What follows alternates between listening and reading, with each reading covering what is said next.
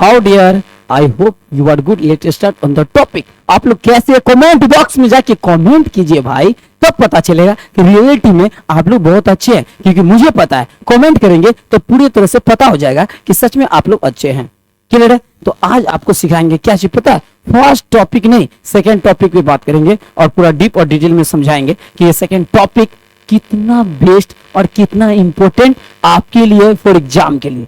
इसे हल्के में नहीं लेना है, ये कोई आसान और मजाक की बात नहीं है, बल्कि सीरियस बात है और एकदम समझदारी की बात है, जहां हम बायोलॉजी को सीख के आने वाला अपनी लाइफ में जो भी एंट्रेंस एग्जाम है उसे भी फेस कर सकते हैं। जैसे देखिए, नीट के एग्जाम बहुत ही इंपॉर्टेंट एग्जाम होता है, जिसे क्या फुल फॉर्म होता है, national eligibility cum entrance test. यानी ये एग्जाम को अगर आप तोड़ लेते हैं तो सबसे पहले आपको बायोलॉजी में पूरी तरह से स्ट्रांग बनना पड़ेगा, क्योंकि बायोलॉजी से 90 क्वेश्चन पूछे जाते हैं। हर क्वेश्चन 4 मार्क्स के होते हैं। जब मल्टी करेंगे तो 90 चौका कितना हो जाएंगे, याद है? सोच लीजिए, 360 मार्क्स हो जाएंगे। और फिर फिजिक्स केमिस्ट्री से 90 क्वेश्चन पूछे जाते हैं, तो इधर कितना 90, तो 90 चौका कितना 9 6 360, दोनों ऐड कीजिएगा तो 720 मार्क्स का एग्जाम होता है नीट का। वो पेपर आपके लिए इजी हो सकता है सिर्फ बायोलॉजी को पढ़ने से, और साथ में वो भी टूटेगा, और साथ में 12th का मार्क्स भी आपका सुपर आ पाएगा। वो सुपर तब आ पाएगा जब आप क्लास में क्या सीखे नहीं सीखे वो कमेंट किए। वो कमेंट को जानने के बाद मैं पूरी तरह से आपको ज्यादा से ज्यादा हेल्प कर पाएंगे। आप ये वीडियो में आप लोग भी बने हुए हैं तो अपने फ्रेंड से शेयर कर दीजिए, क्योंकि ये वीडियो ये क्लास बहुत ही इंपॉर्टेंट होने वाला है। ये कोई मजाक और ये कोई ऐसे ही बोल नहीं रहे कि ये बहुत इंपॉर्टेंट होने वाला है, नहीं, ये सिर्फ बोली नहीं, ये सच है। इसीलिए सच को जानने के लिए कुछ समय देना पड़ेगा, कुछ समय देना पड़ेगा, तो आप सच को जान लेंगे तो फिर हमेशा आपको बहुत मजा आएगा। आप सच में कितना आप कमजोर है कमेंट कीजिए, कितना आप इंटेलिजेंट है कमेंट कीजिए, और क्या क्या आपको सीखना है बायोलॉजी में कमेंट कीजिए, क्या क्या क्वेश्चन पूछना है आपको बायोलॉजी में कमेंट कीजिए, क्या क्या आप नहीं जानते हो बायोलॉजी में कमेंट कीजिए, और क्या क्या आपको जानना है बायोलॉजी में कमेंट कीजिए। किस चैप्टर को अभी आप पढ़ रहे हैं कमेंट कीजिए, और किस चैप्टर को अभी तक नहीं जाने नहीं पढ़े कमेंट कीजिए। क्या आपने बायोलॉजी में टॉपिक यूनिट के बारे में पहले से जान रहे थे फिर भी कमेंट कीजिए, नहीं जान रहे थे फिर भी कमेंट कीजिए, क्योंकि ये बहुत इंपॉर्टेंट होता है।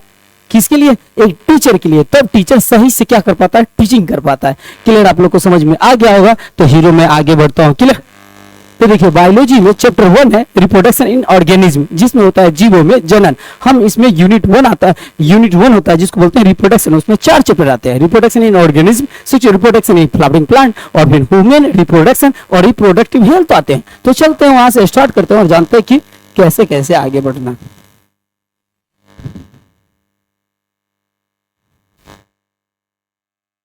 जब इसमें आएंगे तो हमारे लिए फर्स्ट जो यूनिट आ जाता है उसको देख लेते हैं।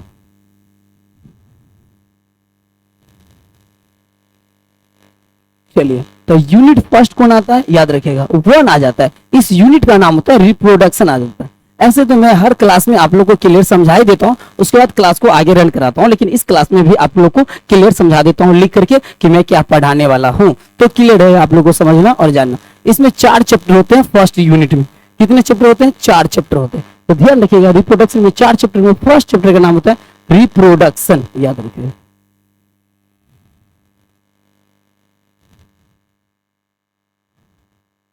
रिप्रोडक्शन हो गया, और फिर सेकेंड चैप्टर को ले लेते हैं sexual reproduction in flowering plant. Flowering plants. और फिर थर्ड चैप्टर को लेते हैं, उसका नाम क्या होता है थर्ड चैप्टर का, तो याद रखिएगा ह्यूमन रिप्रोडक्शन।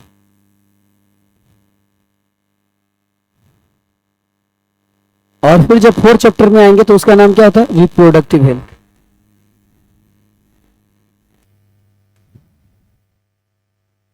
अब दिमाग यहां लगाना है कि रिप्रोडक्शन इन ऑर्गेनिज्म का मतलब होता है जीवों में जनन, और sexual reproduction in flowering plant इसका मतलब होता है पुष्पी पौधों में लैंगिक जनन, और ह्यूमन रिप्रोडक्शन इसका मतलब होता है मानव में मानव जनन, और रिप्रोडक्टिव हेल्थ मतलब जनन और स्वास्थ्य, मतलब जनन के लिए स्वस्थ रहना, हेल्दी रहना कितना इंपॉर्टेंट है, ये सब को जानेंगे उस चैप्टर में जाएंगे तब। लेकिन अभी किस चैप्टर में जाने वाले हैं, तो 1 चैप्टर में जाने वाले जिसका नाम है क्या चीज, रिप्रोडक्शन इन ऑर्गेनिज्म। इस रिप्रोडक्शन इन ऑर्गेनिज्म में 2 टॉपिक होते हैं। कितने टॉपिक होते हैं? 2 टॉपिक होते हैं, याद रखिए। एक टॉपिक का नाम होता है सेक्सुअल रिप्रोडक्शन, जिसमें हम स्टडी क्लास में बता रखे हैं। तो sexual reproduction in sexual reproduction हो गया। सेकंड होता है सेक्सुअल रिप्रोडक्शन। अब सेक्सुअल रिप्रोडक्शन ये मेरा टॉपिक सेकंड रहेगा, इसी पर आप बात करेंगे और जानेंगे और डीप और डिटेल में समझाएंगे, क्योंकि हम इस टॉपिक को पूरे डिटेल और डीप में समझा चुके हैं, स्टडी क्लास में क्लियर बता चुके हैं। तो उसमें आप लोग को क्लियर हो गया होगा। इस क्लास में सेक्सुअल रिप्रोडक्शन के ऊपर में डीप और डिटेल में बात करेंगे। तो आप लोग रेडी हैं इस क्लास को देखने के लिए, जानने के लिए? तो अपने फ्रेंड से भी शेयर कर दीजिए और ये क्लास में आप लोग भी बने रहिए, क्योंकि आप लोग बने रहेंगे तो समझाना, बताना और सिखाना हमारे लिए बहुत इजी रहेगा, और हम आपको भी इजी ये मतलब ये कर पाएंगे। आप मेरे लिए इजी रहेगा तो आपके लिए तो ऑफकोर्स इजी हो जाएगा। क्लियर? तो जब देख लिए होंगे तो आगे बढ़ते हैं और जानते हैं। तो हम आपके लिए सेक्सुअल रिप्रोडक्शन में कौन कौन क्वेश्चन लाए हैं वो जानेंगे। तो क्वेश्चन के साथ हम क्या करेंगे, आपको समझाते हुए क्वेश्चन के साथ आगे बढ़ेंगे, जिससे क्या है कि आप एग्जाम में कितने डिफिनेशन के साथ लिखना है और डिफिनेशन किसका क्या क्या होता है ये सब जानेंगे। देखिए, जब भी अगर सेक्सुअल रिप्रोडक्शन की बात होगा तो ध्यान रखिएगा, मेल फीमेल को होना बहुत इंपॉर्टेंट है। मेल फीमेल के बिना सेक्सुअल रिप्रोडक्शन पॉसिबल नहीं हो सकता है। तो ये बहुत इंपॉर्टेंट हो जाता है क्या चीज कि सेक्सुअल रिप्रोडक्शन के लिए क्या इंपॉर्टेंट होना जरूरी है, मेल फीमेल को रहना बहुत जरूरी है। आगे बढ़े और जानते हैं। चलिए, सबसे पहला जो आता है हमारा क्वेश्चन ये आता है, जब ये सेक्सुअल रिप्रोडक्शन में जाएंगे तो सेक्सुअल रिप्रोडक्शन का फर्स्ट क्वेश्चन क्या आएगा आपको कि सेक्सुअल रिप्रोडक्शन क्या है। तो आपको ये समझना है कि सेक्सुअल रिप्रोडक्शन जनन का वह प्रक्रिया होता है जिसमें मादा और नर और मादा भाग लेते हैं। यह आपको डिफिनेशन ये आएगा कि नर और मादा के गैमेट आपस में जब संलयन मतलब मीटिंग करते हैं, मीटिंग करने के बाद जब एक युग्मनज मतलब जायगोट का निर्माण होता है, जायगोट से क्या बनते हैं, एक नया जीव बनते हैं। तो उसी का ऊपर में लिखा हुआ लैंगिक जनन वह प्रक्रिया जिसमें युग्मक मेल गैमेट और फीमेल गैमेट के मिलन से जो जायगोट बनता है, यही जायगोट आगे चल के एक नए जीव का निर्माण करते हैं। उसी विधि को लैंगिक जनन कहते हैं। लैंगिक जनन को और इजी में समझना है तो ऐसे समझिए।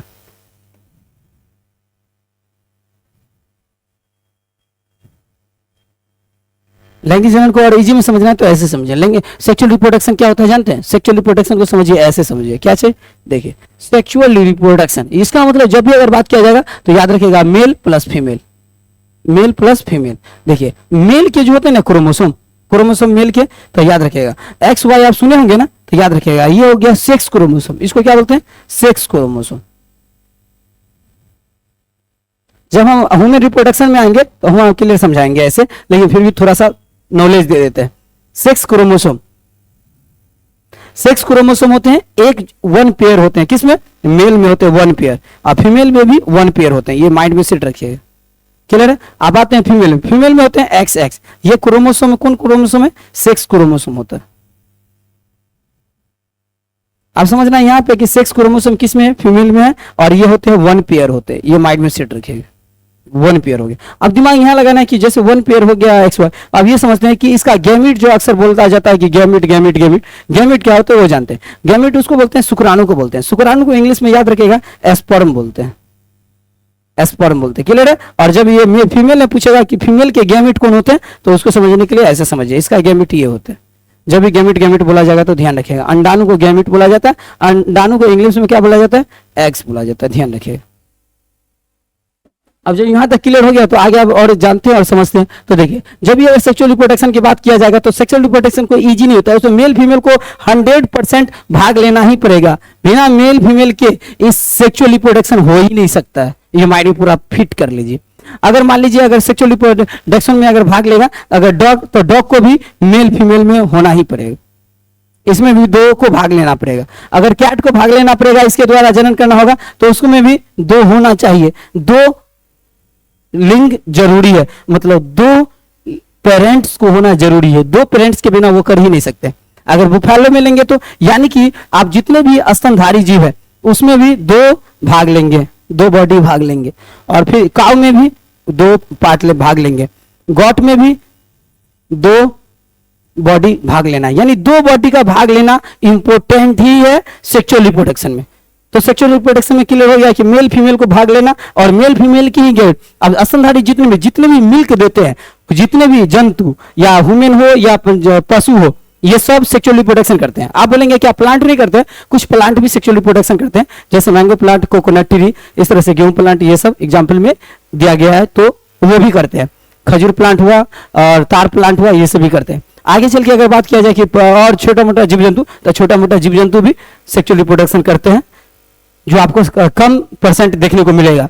जैसे में मछली की लिया जाए तो मछली भी सेक्सुअल रिप्रोडक्शन करते हैं, क्योंकि वो तो मिल्क नहीं देते लेकिन करते हैं। जैसे पक्षी हुआ, पक्षी भी सेक्सुअल रिप्रोडक्शन करते हैं, लेकिन से बात यहाँ पे है कि सेक्सुअल रिप्रोडक्शन करते हैं लेकिन किस टाइप के, तो वो आंतरिक क्या करते हैं, तो उनका जो है ना जितना भी है स्तनधारी, इस सब का होता है आंतरिक फर्टिलाइजेशन, और जितने भी होते हैं बिना स्तनधारी तो वो सेक्सुअल रिप्रोडक्शन के द्वारा तो वो रिप्रोडक्शन करते हैं, लेकिन उन सभी में क्या होता है, बाहरी फर्टिलाइजेशन का क्रिया होता है। जैसे मछली का फर्टिलाइजेशन का क्रिया बाहरी साइड में होता है, पक्षी का फर्टिलाइजेशन का क्रिया बाहर साइड में होता है, मुर्गी का फर्टिलाइजेशन का क्रिया बाहर साइड में होता है, आंतरिक नहीं होता है। लेकिन जो भी दूध देने वाला पशु है या मनुष्य है, उस सब का होता है रिप्रोडक्शन के क्रिया आंतरिक होता है, इंटरनल होता है, इस सब का एक्सटर्नल होता है। तो क्लियर हो गया, यहाँ तक जान गए। तो यहाँ पे जब भी अगर बात किया जाएगा कि सेक्सुअल रिप्रोडक्शन किसे कहते हैं, तो याद रखिएगा मेल और फीमेल के जब गैमीट आपस में मिले, फर्टिलाइजेशन का क्रिया हुआ, तब जाके क्या बनेगा, फर्टिलाइजेशन का क्रिया होने के बाद ही नए जायगोट बनेंगे, जायगोट के बाद ही नए ऑफस्प्रिंग बन सकते हैं। तो ध्यान रखना एक प्रोसेस यहाँ पे देखिए, मेल फीमेल जैसे आए, मेल फीमेल आ गए, मेल फीमेल, अब ये दोनों का मिलन हुआ। जब मिलन दोनों का हो जाएगा ना, तो उसी विधि को हम बोलते हैं सेक्स रिलेशन। जब सेक्स रिलेशन होगा तो सेक्स रिलेशन में क्या होगा, गैमीट दोनों का मिलेगा, दोनों के गैमीट मिले। जब दोनों के गैमीट सेक्स रिलेशन में जब मिल जाते हैं, तो मिलने के बाद क्या होते हैं, वो मिल जाने के बाद के जो क्रिया होता है उसको बोलते हैं फर्टिलाइजेशन। अब फर्टिलाइजेशन किसके साथ हो रहा है, तो समझ सकते हैं शुक्राणु और अंडाणु के साथ। और ये फर्टिलाइजेशन के बाद जो बनते हैं उसको कहते हैं जायगोट। जायगोट के बाद जो तैयार होता है उसको बोलते हैं ऑफस्प्रिंग। याद रखिएगा, ऑफस्प्रिंग मतलब संतति, मतलब संतान, ये माइंड में सेट रखिएगा। ऐसा कोई कंफ्यूजन जहां पे, तो आप कमेंट कर दीजिएगा। मतलब यहां पे अभी तक में जो भी बताए हैं तो कोई कंफ्यूजन है तो कमेंट कीजिएगा। आगे बढ़ते हो जानते हैं।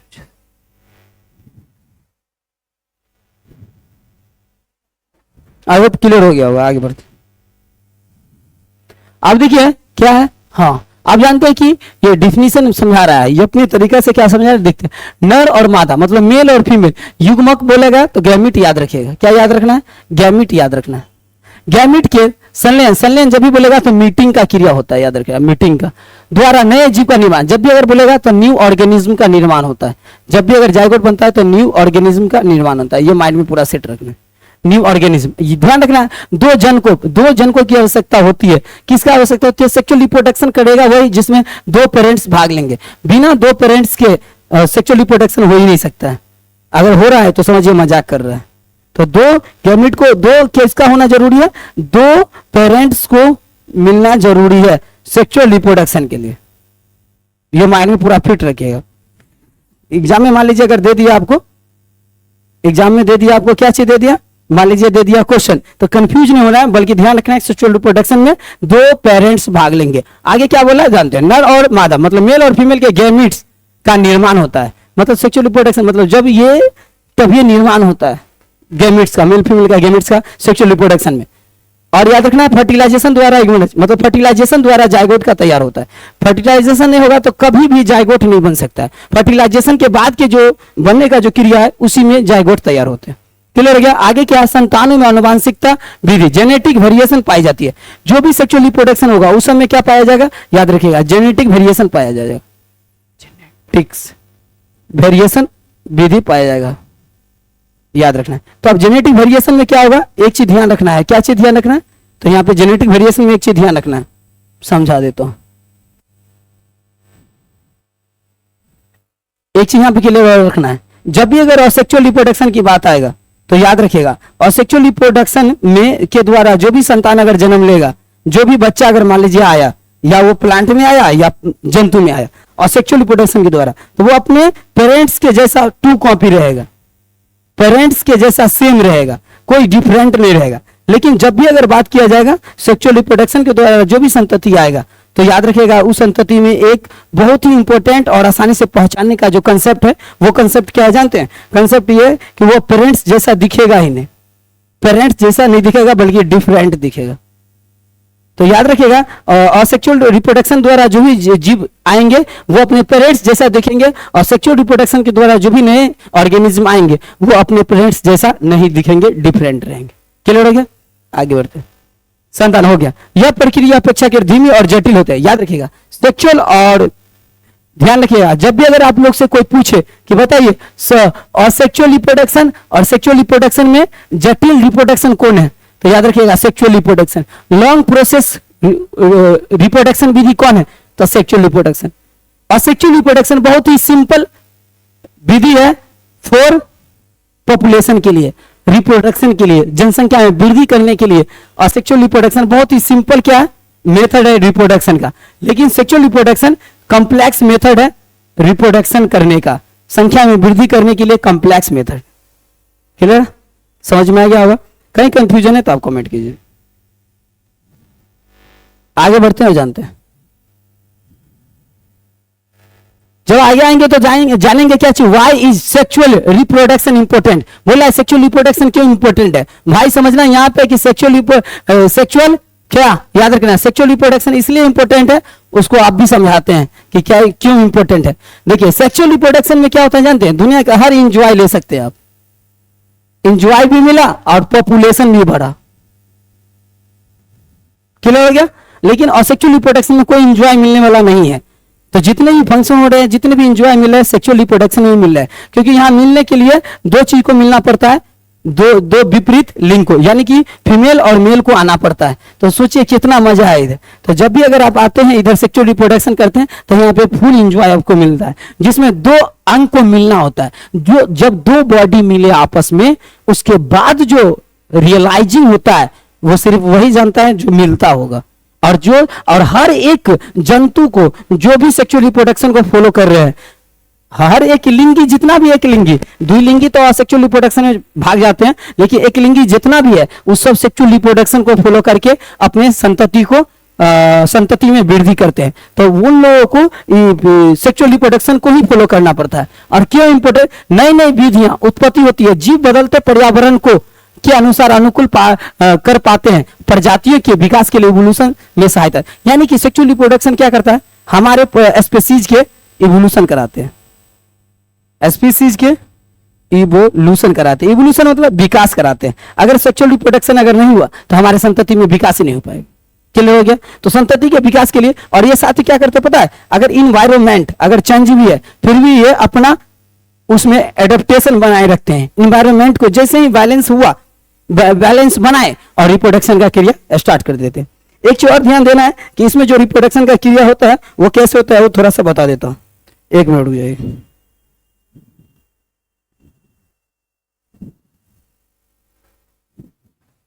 हो गया? अब देखिए इसमें जो एक इंपॉर्टेंट जो बात क्या होता है वो बता देता हूं। क्या? देखिएगा, ध्यान रखिएगा एक चीज, सेक्सुअल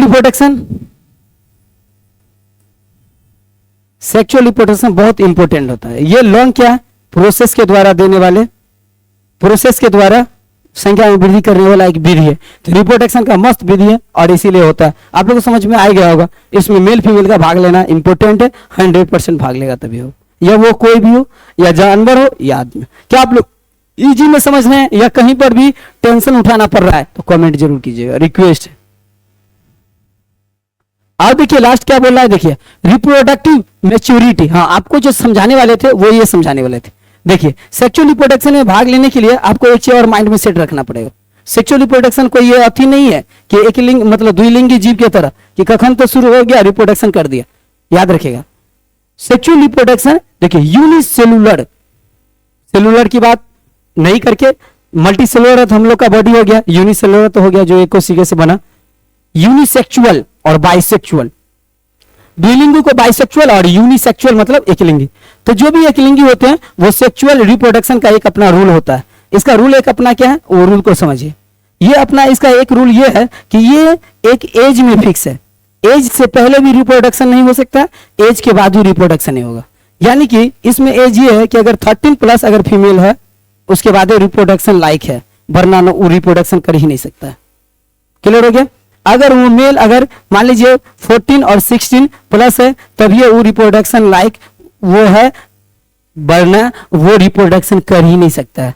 तो रिप्रोडक्शन में भाग लेने के बाद भी कोई काम करने रहेगा, तो रिप्रोडक्शन में भाग लेने के लिए उसको इस एज में आना ही पड़ेगा। ये सेक्सुअल रिप्रोडक्शन का अपना एक क्या है, लॉ है, अपना एक कंसेप्ट है, अपना एक प्रोसेस है, उस प्रोसेस को आपको फॉलो करना पड़ेगा, फिर आप रिप्रोडक्शन कर सकते हैं। क्लियर हो गया? इसमें एक टाइम सेट होता है, लेकिन सेक्सुअल रिप्रोडक्शन की तरफ जब आएंगे तो ऐसा कोई कॉन्सेप्ट नहीं होता है। वो कखन तो रिप्रोडक्शन कर सकता है, कभी भी कर सकता है, उसमें ऐसा कोई रूल नहीं है फिक्स। इसमें क्या कि आप बच्चे हैं तो रिप्रोडक्शन नहीं कर सकते, ज्यादा बूढ़े हो गए फिर रिप्रोडक्शन नहीं कर सकते। तो ये प्रोसेस को आपको हमेशा सेट रखना पड़ेगा और फॉलो करना पड़ेगा, ये चीज सेट रखना पड़ेगा। तो देखिए अब जब भी अगर बात किया जाएगा 13 और 16 एज के हो गए, उस एज को प्यूबर्टी बोला जाता है। प्यूबर्टी, अब प्यूबर्टी बोला जाता है किसमें? तो ये बोला जाता है जंतु में, जंतु में प्यूबर्टी बोला जाता है। लेकिन यही एज को, इसी एज को प्लांट में क्या बोला जाता है? इसी एज को, प्यूबर्टी को प्लांट में बोला जाता है फ्लावरिंग स्टेज। फ्लावरिंग स्टेज बोला जाता है। जब प्लांट में हो जाता है रिप्रोडक्शन करने का शक्ति और उसका टाइम हो जाता है, उस टाइम को बोलते हैं फ्लावरिंग स्टेज। अब वो प्लांट रिप्रोडक्शन के लिए रेडी हो चुका है। लेकिन जब अगर ह्यूमन में, जंतु में अगर मान लीजिए रिप्रोडक्शन करने के लिए अगर वो एबल में हो चुका है, मतलब रिप्रोडक्शन के लिए इलिजिबल हो चुका है, तो उसको हम बोलते हैं प्यूबर्टी।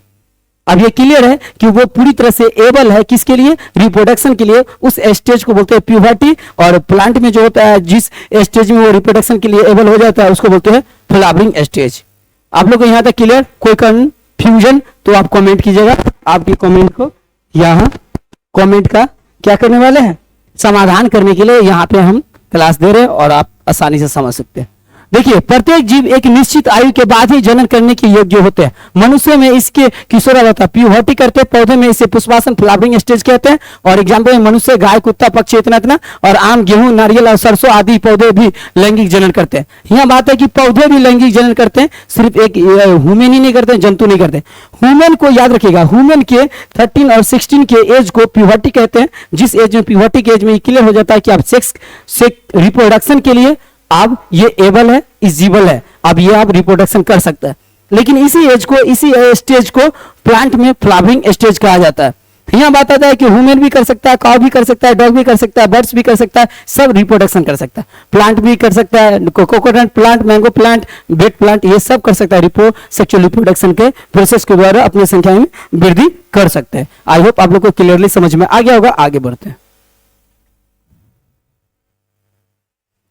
जब यहां तक कोई कंफ्यूजन है तो आगे बढ़ दो। अब देखिए यहां पे क्या क्वेश्चन, एग्जाम में जो आपको क्वेश्चन पूछने वाला है वो क्वेश्चन ये रहेगा, लैंगिक जनन क्या है? तो ध्यान रखना है, जिसमें मेल और फीमेल भाग लेते हैं एक नए संतति के लिए, तो उसको हम लैंगिक जनन कहते हैं। मेल फीमेल को भाग लेना लैंगिक जनन कहलाता है। क्लियर हो गया? युग्मनज कैसे बनता है? युग्मनज मतलब जाइगोट के बारे में बोला है कि जाइगोट कैसे बनता है। याद रखिएगा, जब मेल और फीमेल के गैमेट आपस में मिलेगा, मेल और फीमेल के मान लीजिए गैमेट आपस में मिला, तो मिलने के बाद जो मेल फीमेल के जो गैमेट आपस में मिलेगा, इसको हम बोलते हैं फर्टिलाइजेशन। लेकिन आदमी जब मिलता है तो उसको हम बोलते हैं क्या चीज? मीटिंग। और जब मान लीजिए ये रिप्रोडक्शन के अगर मेथड से समझेंगे तो मीटिंग को फर्टिलाइजेशन कहते हैं। फर्टिलाइजेशन के बाद जो बनता है उसको जाइगोट कहते हैं, और जाइगोट के बाद जो रेडी होता है उसी को न्यू ऑर्गेनिज्म कहते हैं। ये माइंड में सेट रखना है। जब ये माइंड में सेट रखेंगे तो आपके लिए बहुत इजी हो पाएगा समझना रिप्रोडक्शन के प्रोसेस को। आप यहाँ समझ गए होंगे कि जाइगोट कैसे बनता है। जाइगोट मेल के गैमेट के फर्टिलाइजेशन के बाद जाइगोट बनते हैं, जाइगोट से न्यू ऑर्गेनिज्म बनते हैं। आगे क्या है? सेक्सुअल रिप्रोडक्शन का एक लाभ बताइए। देखिए, सेक्सुअल रिप्रोडक्शन का क्या लाभ हो सकता है, सोच सकते हैं। सेक्सुअल रिप्रोडक्शन का लाभ क्या है कि जितने भी जंतु है और जितने भी क्या जंतु हो या असेक्सुअल रिप्रोडक्शन, वो अपने स्पेसीज में क्या करते हैं? स्पेसीज में इवोल्यूशन कर पाते हैं, इवोल्यूशन कर पाते हैं। और अगर सेक्सुअल रिप्रोडक्शन नहीं होगा तो इवोल्यूशन नहीं कर पाएगा, फिर मजा नहीं आ पाएगा, फिर मेल फीमेल नहीं हो पाएगा। सेक्सुअल रिप्रोडक्शन बहुत इंपॉर्टेंट है, क्योंकि असेक्सुअल रिप्रोडक्शन में तो लोग अपने मान लीजिए स्वार्थी लोग को समझना है तो सेक्सुअल रिप्रोडक्शन समझिए। लेकिन सबके लिए अगर प्यार रखे, मोहब्बत रखे, तो उसको सेक्सुअल रिप्रोडक्शन को ही फॉलो करना पड़ेगा, इसी के कैटेगरी में आना पड़ेगा। तो सेक्सुअल रिप्रोडक्शन का लाभ क्या है? तो उसका लाभ ये है कि स्पीसीज में वृद्धि होता है, और फिर क्या है, बहुत सारे ऐसे एग्जाम्पल आप समझ, सेक्सुअल स्पीसीज में वृद्धि होते हैं, और फिर ऐसे लॉन्ग प्रोसेस है जिसमें मेल फीमेल में प्यार मोहब्बत क्लियर। साइंस के अकॉर्डिंग से समझेंगे तो स्पीसीज में वृद्धि होते हैं, फिर क्या प्रोडक्ट भी रेडी होते हैं, क्योंकि सेक्सुअल रिप्रोडक्शन से जितने भी मिल्क ये सब जितने भी है ऐसे बहुत सारे प्रोडक्ट है जहां प्रोड्यूस होते हैं तो वो सेक्सुअल रिप्रोडक्शन के द्वारा ही हो सकते हैं। जैसे में फ्लावर होना, फल को तैयार होना, फल हम तक पहुंचना, ये सब क्या है रिप्रोडक्शन के कारण संभव हो पाता है। तो रिप्रोडक्शन देखिए यहाँ पे सेक्सुअल रिप्रोडक्शन के कारण भी फल तैयार हो सकते हैं और फिर सेक्सुअल रिप्रोडक्शन के कारण। तो ये ध्यान रखना कि यहाँ पे अगर रियलिटी आएगा तो पॉपुलेशन को बढ़ाना और स्पीसीज को इवोल्यूशन के लिए सेक्सुअल रिप्रोडक्शन इंपॉर्टेंट। आगे बढ़ते हैं और जानते हैं क्या मनुष्य में जन्म पर मतलब मैच्योरिटी को क्या कहते हैं। जब मनुष्य में मैच्योरिटी आता है उसको प्यूबर्टी कहते हैं, ये माइंड में सेट रखेगा, प्यूबर्टी कहते हैं। प्यूबर्टी आ जाता है जिससे इस एज में जाने के बाद ये क्लियर हो जाता है कि अब जो क्या है एडोलेंस भी समझिए तो वो तो हो गया मान लो यौवन आरंभ हो गया, लेकिन प्यूबर्टी आपका एक तरह से मैच्योरिटी आ गया कि आप ये रिप्रोडक्शन कर सकते हैं। पौधा में जनन परिपक्वता किस अवस्था में मतलब मैच्योर हो जाता है, किस अवस्था में पौधा में जनन का, तो समझ लीजिए पौधा में किस अवस्था में मैच्योर, तो जिस अवस्था में यहाँ पे होता है तो इसको प्यूबर्टी कहते हैं। और पौधा में अगर रहेगा तो याद रखना है उसको फ्लावरिंग स्टेज कहेंगे। फ्लावरिंग स्टेज को ही पौधा में जनन मैच्योरिटी कहते हैं। क्लियर हो गया। जिस पौधा में समझिए फ्लावर आ गया समझ लीजिए मैच्योरिटी का स्टेज आ चुका है, अब वो रिप्रोडक्शन के लिए रेडी है प्लांट। आगे जानते हैं।